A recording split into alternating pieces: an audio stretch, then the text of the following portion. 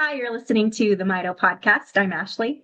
And I'm Megan. And in today's podcast, we speak to Sundeep Dugar, co founder of Blue Oak Nutraceuticals, who has almost 40 years of experience in small molecule drug discovery and development and is co inventor of Zetia and Vytorin. Sundeep was American Chemical Society's 2005 National Inventor of the Year and received the 2004 Heroes of Chemistry Award. He is co author of 70 plus publications and presentations and co-inventor on 100 plus issued and applied patents. Sundeep has also served as trustee of the University of California Davis Foundation. Before we start this conversation, we would like to read a disclaimer. This podcast references clinical studies involving MitoKatlyst, the molecule and active ingredient in the mitochondrial supplement MitoKatlyst E. These clinical studies were conducted on specific individuals in a limited population setting for limited periods of time.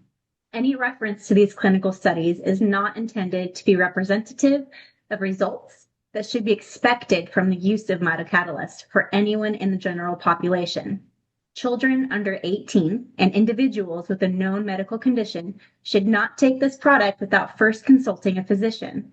These statements have not been evaluated by the Food and Drug Administration.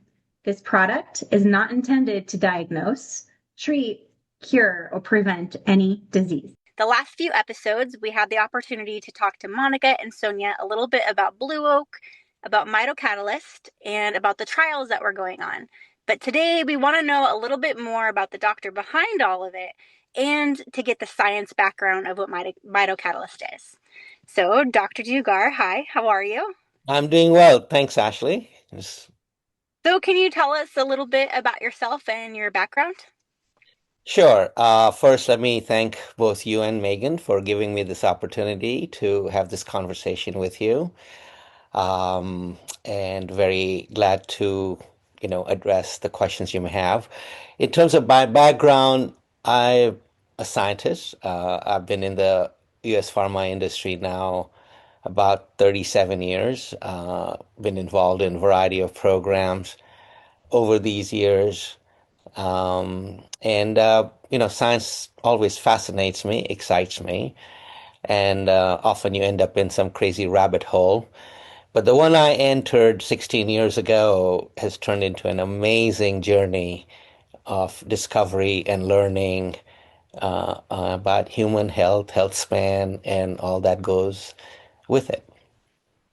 Awesome. Well, we're really glad to have you here, and we're excited to hear your story. So one of the questions that we had was, what gave you the confidence to bring MitoKatlyst to the market, which is basically what you said you'd been working on for the last 16 years. So what about it made you excited and you felt that this is really something we need to get out there? Yes. So this is takes just back many, many years. But let me also say that while I speak with you, the work I will speak about has been done by many others. It's been a team effort across many labs. And the learning we've had is I have the privilege of speaking with you about this, but I cannot speak enough about the collaborators I've had over the years who have supported the science and have contributed towards this. So many thanks to those. And if I name them, our entire time will go away naming them. So it all started about 2009, where there was some data coming out with colleagues I know of at UC San Diego, clinicians who were doing some work on a natural product and studying its effect on diabetics with cardiomyopathy. And after they got the clinical data from humans, and it's a natural product that has been in use in humans for many years, comes out of cacao in green tea. But fortuitously, they used a dose that gave them a very new and unique observation. I say that sometimes accidents happen, and what you do with that accident is what really is the value of science. So when they showed me the data, it became very clear to me that there was something here that had far deeper relevance to science and understanding. In a short summary, what they observed that when they gave this natural product, epicatechin, for 3 months to patients with diabetic cardiomyopathy, they saw a very significant improvement in their health, more so than one would expect if epicatechin were a simple antioxidant. The dose they used was lower than what you would use for a typical antioxidant. And so that kind of led the journey. And I'm a chemist by training. I believe in structural basis of science. I believe in the idea that if there's a very unique property to a particular molecule, it's incumbent for us to figure out what's going on here. So that started this journey, that very exciting clinical data. So can you tell us maybe a little bit more about the science in epicatechin? Yeah. I think it's great to hear about what you were just talking about, but I want to hear, but why? Like, why do we think it seems to be working? Why is there results happening? Yeah. So when I looked at this data, one of the things you do always in science is you say, okay, is this activity unique? Okay, yes, this molecule is doing it. Would others that are similarly structured, have reported similar properties, would do it? And what we learned very quickly that was not the case. Even very closely related molecules did not do what epicatechin was doing. But to be clear, what we did was take that clinical data and brought it back into the lab to study it in more detail. So as we were evaluating these very close analogs, we quickly realized that they don't have the same property that epicatechin did. And so the uniqueness of this molecule started to really resonate with me, and we studied more about it. Now, in the original studies that was done, there was clear indication of the mitochondrial effect of this drug. So we had an observation that it enhanced mitochondrial levels in these patients. And then when we looked further, we found that it also had other transcriptional benefits that it was showing. So this is my first foray into mitochondria. Before this, I was not so aware of what mitochondria does. So it started where I started to read about the mitochondria. And just as a preamble to where the science has led me, you and most of your audience may know this, but it behooves us to recapitulate what is mitochondria. Now, mitochondria ended up in a symbiotic relationship with an amoeba. So the mitochondria itself is a bacteria body. And in early times on planet Earth, phagocytosis was a common phenomena where larger cells, the unicellular organisms, would just swallow the other unicellular organisms, and that would be their food.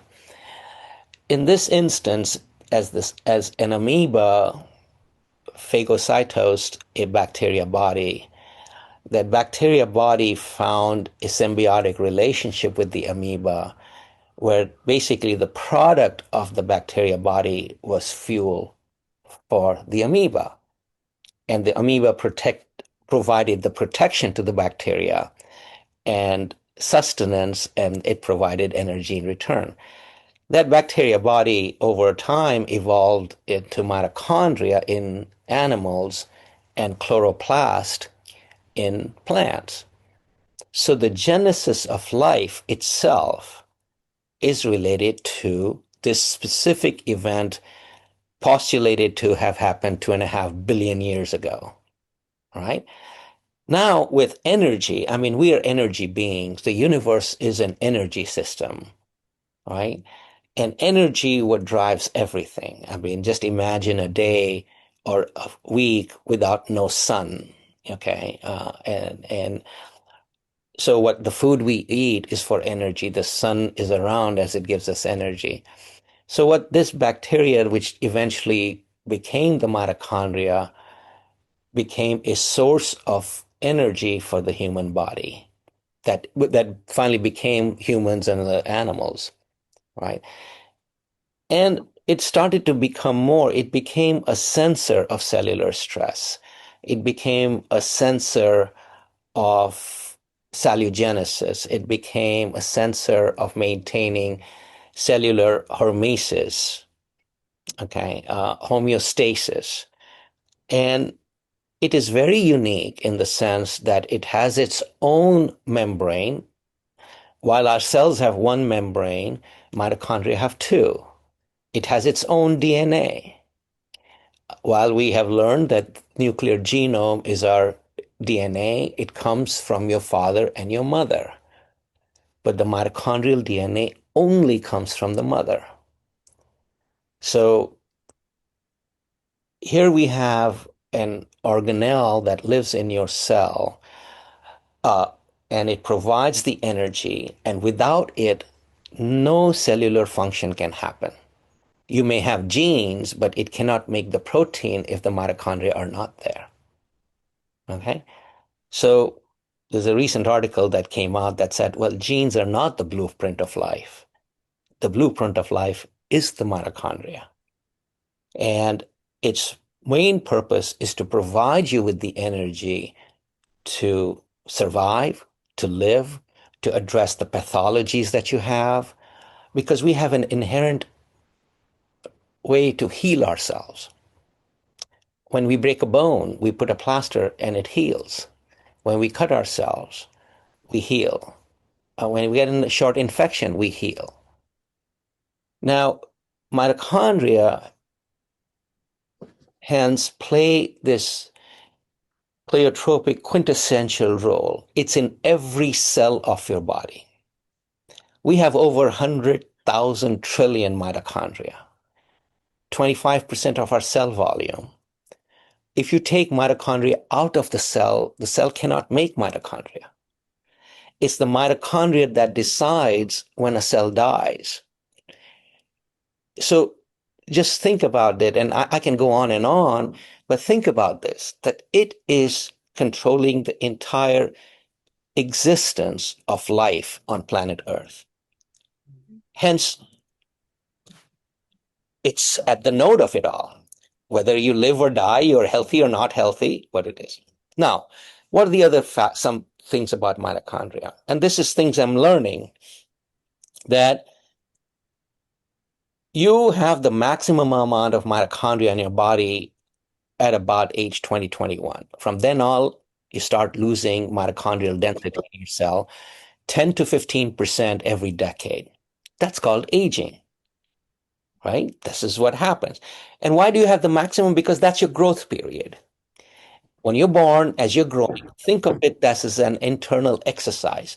So the body needs the energy to make your bones grow, make your muscles grow.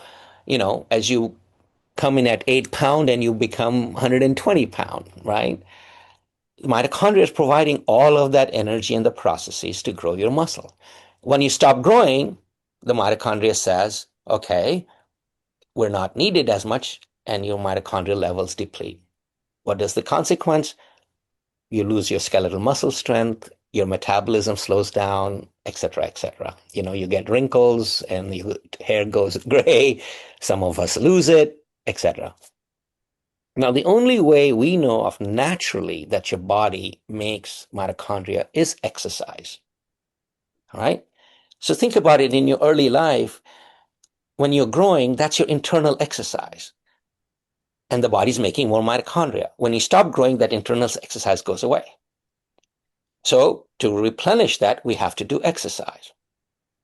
Well, guess what the reality is? We all know what is it that we don't do very well is exercise, right? Yeah. Now, so what is happening? Now think about the next step, that now as your mitochondrial levels are going down due to normal aging process, if you have a resident pathology, that is chronic, that is an added insult to the mitochondrial energy demand. So the mitochondria are under stress, right?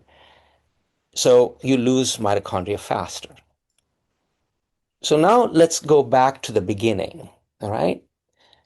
When you are born, if your gene defect, whether it's a nuclear gene or your mitochondrial gene, and it's not embryonically lethal, you're born. That means your system is able to manage the energy demand of this mutation or this stress. Okay? So kids with muscular dystrophy are born, right? Or kids with any of the other primary mitochondrial diseases are born.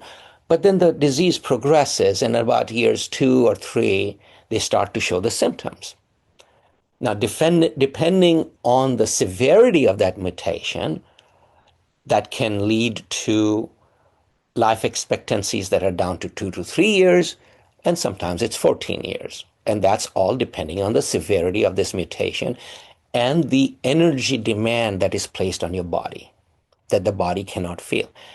Now, so these are kids now who have a significant challenge when they're born, or if it's acquired through a secondary myopathy. So a nuclear genome like muscular dystrophy or dystrophinopathy leads to secondary mitochondrial deficit. If you have a Leigh syndrome, it's a primary mitochondrial deficit. But the end result is the same, right? It's just the degree and the length of that pathology that is mattered. So when these kids as they grow, they have a problem because normal children would have all the requisite mitochondrial density and function to grow normally, but these kids are working under a deficit. So the body is making choices, and its choice is survival first, right? So it is making critical choices as to how to parcel this energy that they have to sustain life. So you may end up having ataxia because the body is spending the energy for heart and brain and critical organs. And that presentation is also dictated by your nuclear genome, correct? So you may have a mitochondrial mutation, and the clinical phenotype is heterogeneous because our nuclear genome is heterogeneous. Yeah. And by the way, so please do stop me anytime you feel that I need to go over a certain point. No, you're doing great. Okay. Just keep going. So if you look at it, it's just an equation of energy, right? That means if I have enough energy, I'll grow normal. If I have a deficit through whatever insult I have, I'm running behind the 8 ball, right? And now that deficit, the degree of it, and the level of it starts to present itself. Now, if we could have these kids exercise, perhaps we can remove some of the deficit. But unfortunately, in some of these cases, these kids can't even exercise, right? So now this is just like a assimilation of multiple issues that continue to build, and you see this thing. So when we were studying this molecule, epicatechin, one thing we were seeing was that mitochondrial biogenesis was happening. And I just told you that one of the natural ways we induce mitochondrial biogenesis is through exercise, right? So as a scientist, one asks the question, well, what is going on here? How come this molecule, as an exogenous molecule, is inducing mitochondrial biogenesis in patients and in animals when they're not exercising? So then the quest became, okay, what happens when you exercise? What is the process under which exercise induces mitochondrial biogenesis? And not to my surprise, but I found out we didn't know the answer to that. So everybody says exercise is good for you, but nobody can tell you what happens biochemically, physiologically, that allows that you're running, but your head feels good. You're lifting weight and you'll build muscle. What happens? And you make more mitochondria. So the thing that I did was that I had this sample molecule that I knew the structure of, and it was inducing mitochondrial biogenesis. And the question becomes, is this molecule mimicking something that you may make when you exercise to have the same effect? Right? So the correlation, is there something related to this molecule, not the same, but structurally related to this molecule that exists? Now, I'm going to not go into the specific details, but there's a structural features of this molecule that was unique, the natural product. And that structural feature uniquely is also present in steroids. Okay? So now one says, okay, if this structural feature is important, which we have already shown, and that structural feature is present in steroids, is there a steroid that is responsible for this? Okay? So what is that steroid? So you do the PubMed literature and there's no report to it. So one day I just sat down and I drew a steroid. And here were the requirements. That whatever the steroid has, the machinery to make that should exist in the mitochondria. Okay? Why? Because when you exercise, the mitochondria sense the energy deficit in the cell of that tissue bed. So when you're running, it's your muscle tissue that recognizes the lack of or the energy demand. And that sensor of, we can think about, is a very acute stress in the system because of low energy. So think about it as it's a positive outcome, but it starts with a very acute stress. Mitochondria sense it, and then they do something to make more energy for this tissue that is exercising. Now, when you exercise, you're sitting right now, and you just get up and start to run, right? Your body will give you the energy right away. It has to do it right away. It cannot do it 30 minutes from now. It cannot do 2 hours from now. It has to do it right away. And what it does, it burns glucose initially. If you keep running over time, then the glucose will shift over to fat, or if you exercise. But the first burst comes from glucose because it can burn it rapidly. And what is known is when you burn glucose, you create reactive oxygen species. And that is a very powerful signal in the cell. When you create those reactive oxygen species, that activates 2 enzymes on the mitochondria. And unknown to me, I had drawn the structure of the steroid that needs only these 2 proteins in the mitochondria to be made. Coincidental, fortuitous, don't know. But here it is. That the steroid I drew could be made by the mitochondria, and it has the 2 proteins, and those proteins get activated by ROS with exercise. So the dots are there. Now I got to connect them, right? A simple sidebar to this story is that in terms of exercise and ROS, as you're generating, mitochondria actually initiate the entire steroid synthesis in your body. What do I mean by that? That means estrogen, testosterone, androstenediol. All these steroid synthesis starts with the mitochondria. Okay, so my thought process is still staying. That means that's good because I want mitochondria to make the steroid, and they start all the steroid. And what is fascinating is that the first step of steroidogenesis starts with the mitochondria. This is the first protein. And the last step of steroidogenesis ends with the mitochondria, and it's the second protein. And you need only these two proteins to make the steroid I propose. All right? And why is that important? That is important because all of our steroids are made in the adrenal, correct? And if this steroid needed to be made in the adrenal, how could it be made in the tissue of the muscle? But now you have an explanation. It doesn't need the adrenal to be made to make it because it is made by the mitochondria. So every mitochondria in every cell can make the steroid. The other steroids, the hormonal steroids you need, yes, is made by the adrenal gland, but not the steroid you need for mitochondrial biogenesis. Now, as I'm realizing this, okay, I'm getting giddy because this is just not real. Okay, I mean, how could this be? Lo and behold, so we take the mitochondria, and the mitochondria are not easy to work with because they're very adaptive.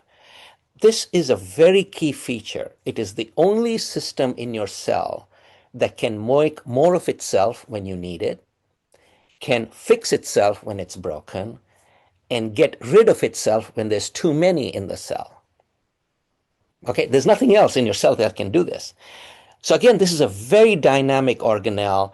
I mean, I'm moving my hands and I'm using up a few 100,000 mitochondrial functions right now, okay? Everything we do.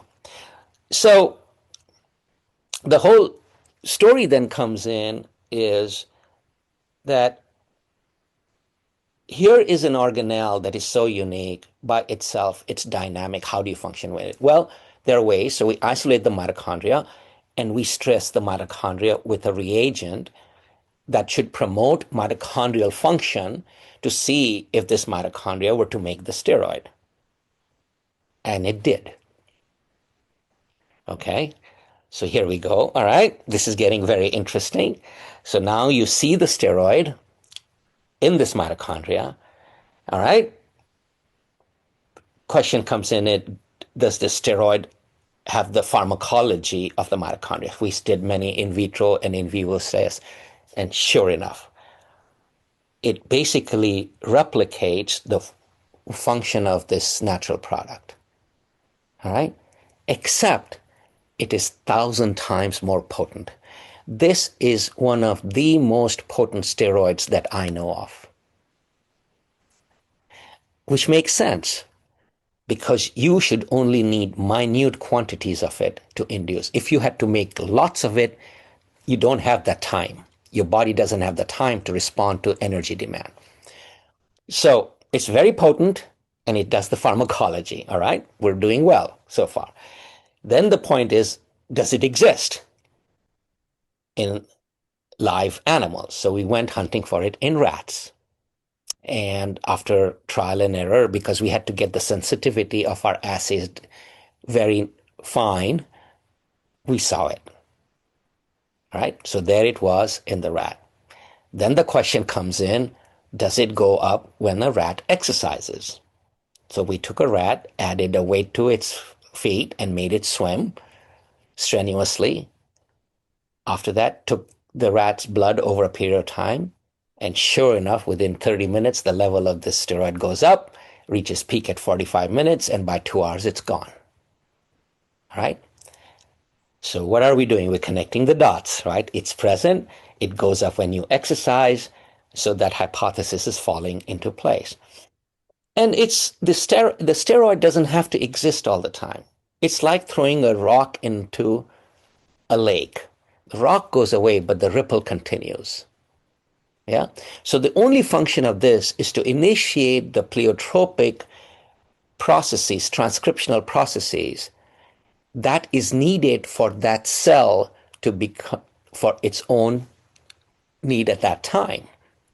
So if you're exercising, it'll induce muscle building proteins, right?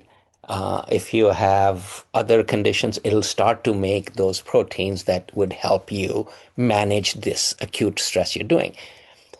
Then the question comes in, does it exist in human? And we had to hunt for it.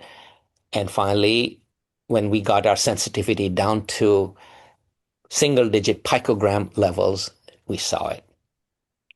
So we're the first ones to report a new steroid in humans in the last 50 years. And Wow. this is a mitochondrial steroid made by the mitochondria. And now it ties the story complete, right? It is made by the mitochondria. It's induced by exercise. It does all the things that this increased mitochondrial levels would do in a pleiotropic transcriptional processes to support the need that your body is placing on those cells. And it exists in humans. And epicatechin replicates that whole thing. It's not as potent, but it does exactly the same thing. Because all we are doing is supporting the bioenergetic, which knows the stress and should address it automatically. So remember, I told you about diabetics with cardiomyopathy, right? These guys had bed to chair existence. They were walking a mile, all right? Their biomarkers were increasing where they had no dystrophin, but they had dystrophin now. So their muscles, we did an electron microscopy study. Their skeletal muscle, they were all in their 60s, looked like the muscles of those who would be in their 40s. This is after 3 months. And this is solid data with electron microscopy. And we saw the cardiac effect. So then we said, okay, let's go to a genetic disease. So we went to Becker muscular dystrophy.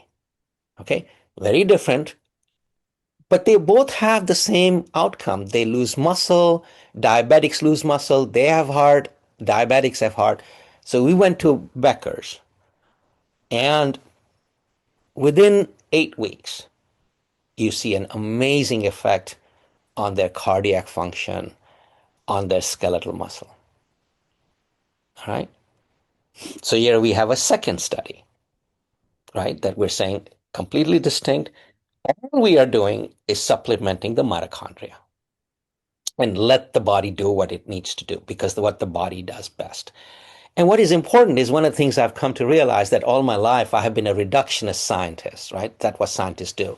Take the problem and break it down to a singularity and then say, well, that's the causality. Well, often we don't know whether that's a consequence or a causal issue. But what I know is that if I improve the mitochondria, I don't have to worry. I can address the system. I don't have to be a reductionist. I don't have to say you have a singular gene mutation and I follow a singular pathway. No, because when you have a singular gene mutation, there's a pleiotropic consequence to your system. It's not just one thing that's affected. It's the entire system that is affected. And all I'm doing is giving it the bioenergy it needs to address that pleiotropic and let the body decide. Okay? So the next study we did with is triglycerides. It's a metabolic disorder. And sure enough, in 30 days, we're dropping triglycerides by 96 milligrams per deciliter. Right? Again, all we are doing is initiating the bioenergetic processes. So in these patients who are diabetics with high triglyceridemia, their metabolic system has gone up and they start burning fat. When they start burning fat, triglycerides go down and they feel better. Right? So here we are now with the situation where we have an agent that basically gives you the benefits of exercise, even if you cannot exercise, has the sensory systems to fix what is wrong in your specific body. I don't have to worry about it. And this system, this molecule is safe as can be.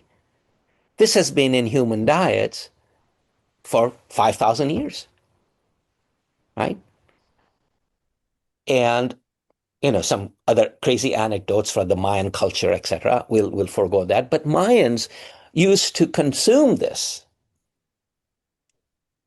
And one of the things we see is endurance levels, metabolic changes. So then the quandary came in, what do you do? So this is about the time I was thinking of doing something new and unique with this whole enterprise. So I left all my previous jobs and decided we'll start a company. And soon after I started a company in 2023, April, I had the good fortune of meeting Monica and Sonia. It was a meeting, I think, that was meant to be destiny. We met at coffee.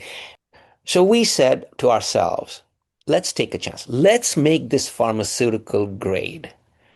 Make sure that the product we put out there, and I'm not going to go into the details, but epicatechin is not always easy to handle because it's unstable, it polymerizes, does this. But also, when you put a product out there, you want to make sure there are no heavy metals, there's no bioburden, none of those things. So we made this pharmaceutical grade. And the other part is we have determined what is the optimum dose. Because the only downside of this product is that if you take too much of it, it stops working. All right?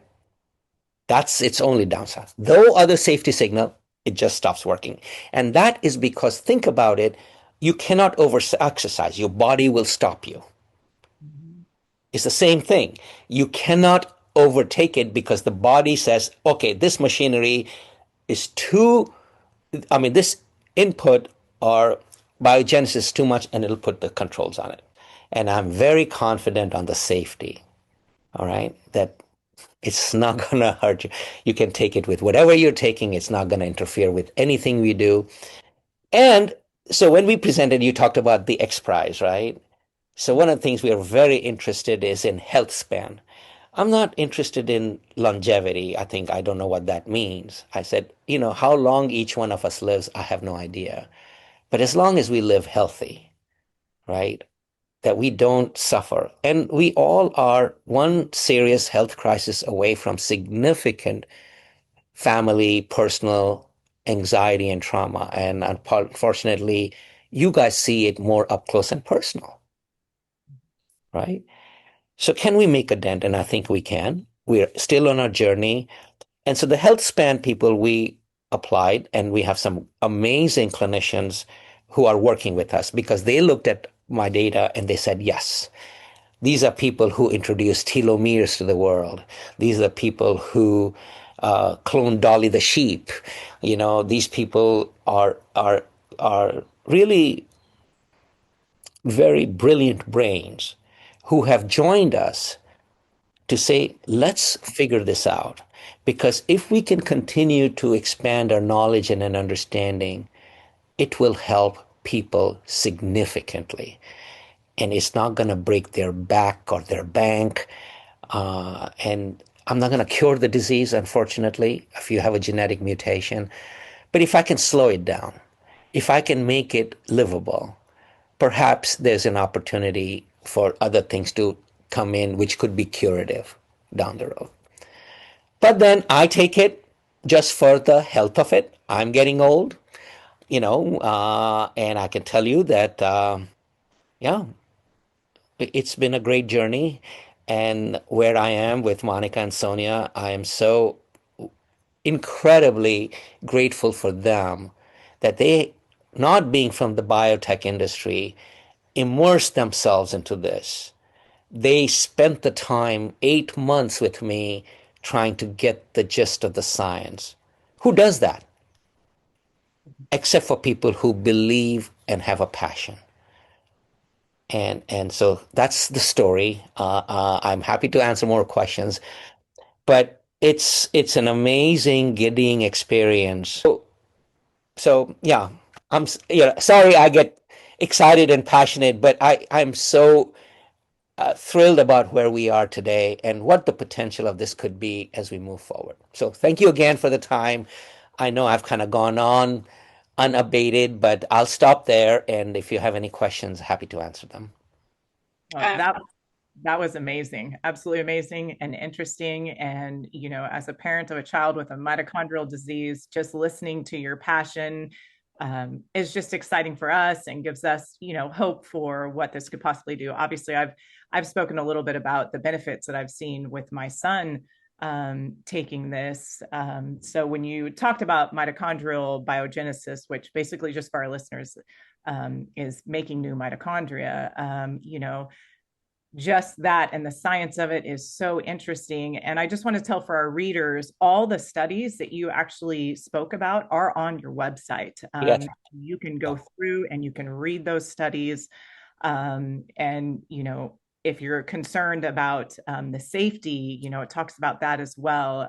So having something that is safe, that we are seeing results. And we've talked about this before, like I said, with our kids and with other children that have mitochondrial disease. It is really exciting for us. And so we appreciate so much that you are doing this, that other doctors are seeing your results and taking this on as well and doing trials. I just hope that the future of this just, is exponential. And I appreciate you being on here and speaking with us about this. This is really exciting. Delighted to be, Megan. Thank you so much. And it's a journey we will continue with all of you guys. Our purpose is to make a dent in people's lives and families, and get at least give people. And I am just, just incredibly lucky that I find myself in this place that I can make this contribution along with all of you guys participating. Yeah. So. Well, we're very thankful. You spoke very eloquently, and the way that you told, I don't want to call it a story 'cause it's not really a story, but it was Yeah, it's a beautifully. story. No, Well, it's a it's story. beautifully No, put. actually, it's perfect. It's a good. I mean, it's a story. It's a story of 16 years, uh, and um, um, and yeah, it is a story. It's a scientific story. Well, you just beautifully said it. It was you started obviously at the beginning, you got to a middle, you wrapped it right back to the beginning to tie everything together, and it really could not have been explained any better. It was perfect. You answered all my questions. I didn't even. Exactly. I had a mental list going, and I was like, oh, well, he already answered that one. So it was perfect. Thank you so much for. Anytime, anytime, and please, anytime you want to reach out, my time is available because we want to educate and learn together. Our journey is, I'm not coming to you and say, here's wrapped up because we have so much. I mean, there are 10,000 diseases, rare diseases out there that are diagnosed that have nothing. 10,000. Yeah. Imagine if we were to take 13 years per discovery and $2 billion. There's not enough time on planet Earth or money to do it. Mm-hmm. All we're saying is perhaps we can buy time. Can buy some semblance of comfort in making see that the people that are in our lives are not suffering as much as they otherwise would be. I mean, I'm not, I mean, I don't have a child like you guys do, and I can only imagine the stress that you live through watching your kids go through what they go through. I wouldn't even pretend to say I understand because I can't. But empathy goes a long way, I guess, sometimes. And if anything, humans have a trait of being empathetic. Sometimes we forget. But it's been a great journey. So, yeah, anytime, please reach Awesome. out. Happy to talk. Awesome. Well, thank you so much.